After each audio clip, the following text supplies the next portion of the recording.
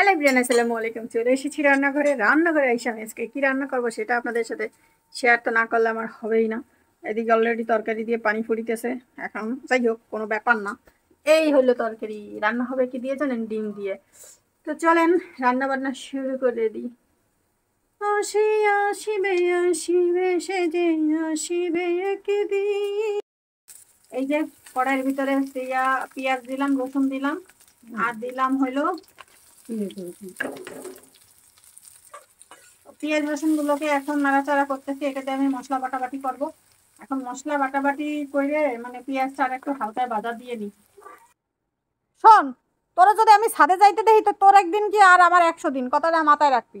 একজনও কিন্তু ছাদে যাবি না, কয়ে দিলাম, ভালোভাবে বলে দিলাম। কথা বুঝছো নি? বাড়ি সব জায়গায় পানি, এইটুক জায়গা উঁচু আছে, তোরা এই জায়গায় বসে থাক। তোকে তো কিছু বলতেছি না যে না ঠিক আছে তোরা পানির মধ্যে যে ঘুরে বেড়া, কিন্তু তোরা কোনো কথাই শোনো না। কই তুই? ও এই তো, মানে তোকে তো কোনো কথা কইলে কথা গায়ে লাগতেছে না। ঘটনাটা বুঝলাম না। আমি তোর লগে কথা কইতেছি, তুই কথা কানে শোনো না? হ্যাঁ, কি ঘটনাটা কি? না তো আগে ফিরি তো আমি কারোর সাথে করি না। তোরা ছাদে যাইতে মানা করছি, ছাদে যাবি না। এখন এই যে পেঁয়াজ রসুনটাকে নামাই রাখলাম, এটা দিয়ে মশলা তৈরি করা হবে, বুঝেছেন সবাই?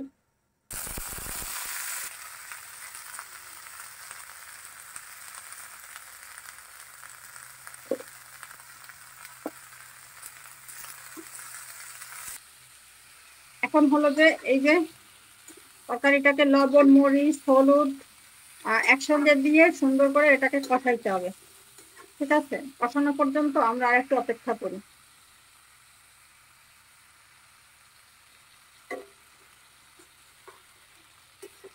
সে আসিবে আসিবে সে যে আসিবে একদিন।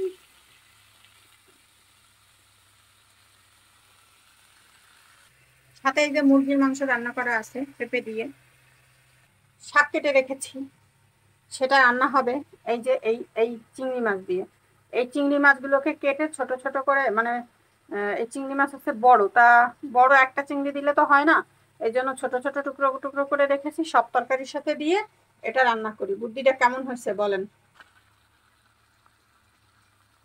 তরকারির কালারটা দেখছেন নাকি? আমি হয়েছে তরকারির। আর আমার চেহারাটা সুন্দর না কন?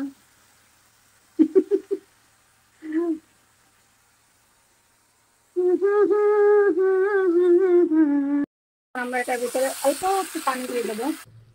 এটা শব্দের কারণে হচ্ছে ঝামেলা হয়ে যাচ্ছিল, তো পানি দিয়ে দিয়েছি, ব্যাস।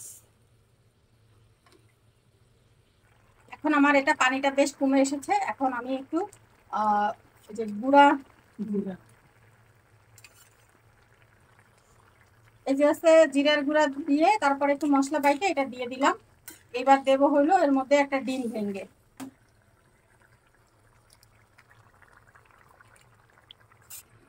তো এই যে দেখেন কি সুন্দর।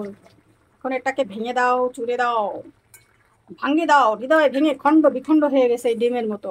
মানে এই ডিম যেভাবে ভেঙে ফেলেছি, আমার হৃদয়টাও ঠিক এভাবেই ভেঙে গিয়েছে। যদিও আমি রান্না করতে গেলে, ভিডিও করতে গেলে যে কাণ্ড সবসময় হয় সেটা হচ্ছে দেখেন ঝোল কিন্তু কমে গেছে, বুঝছেন? মানে একটা থেকে একটা করতে গেলে যা হয় আর কি। যাই হোক, মনে হইতেছে যে আমার ঝোলের কালার দেখা খাইতে অনেক মজা হবে। তোকে ঠিক আছে, ভালো থাকেন, সুস্থ থাকেন। আমার তো তরকারি রান্না শেষ, এখন এটা এক এক দিয়ে নামানো যাবে না। এখন আমার একে দুই এক দিয়ে নামাইতে হবে। তো এই ছিল আমার আজকের তরকারি রান্না। আমার রান্না আপনাকে কেমন লাগে কমেন্ট করে একটু কষ্ট করে জানায়েন। কলমে তো আর কালির ব্যবস্থা নাই যে কালি শেষ হয়ে গেছে। অবশ্যই একটু সুন্দর করে একটা কমেন্ট করবেন। ঝোলের তরকারিতে লবণ কম হয়েছে না, ঝাল বেশি দিছি নাকি, ডিম এভাবে না দিয়ে অন্যভাবে দিলে মজা লাগতো, কমেন্ট করে জানাবেন। আমার ভিডিও রিলেটেড কমেন্ট করবেন দয়া করে। অসাধারণ সুন্দর এই হেন তেন কমেন্ট আমারে করবেন না, আমার ভালো লাগে না। কমেন্ট করবেন যেটার আমি রিপ্লাই করতে পারি। শুধু এরকম কমেন্ট করলে তো রিপ্লাই আমি করতে পারবো না, তাই না? ব্যাপার হয়েছে তাই। ওকে, ভালো থাকেন, আল্লাহ হাফেজ, আসসালামু আলাইকুম।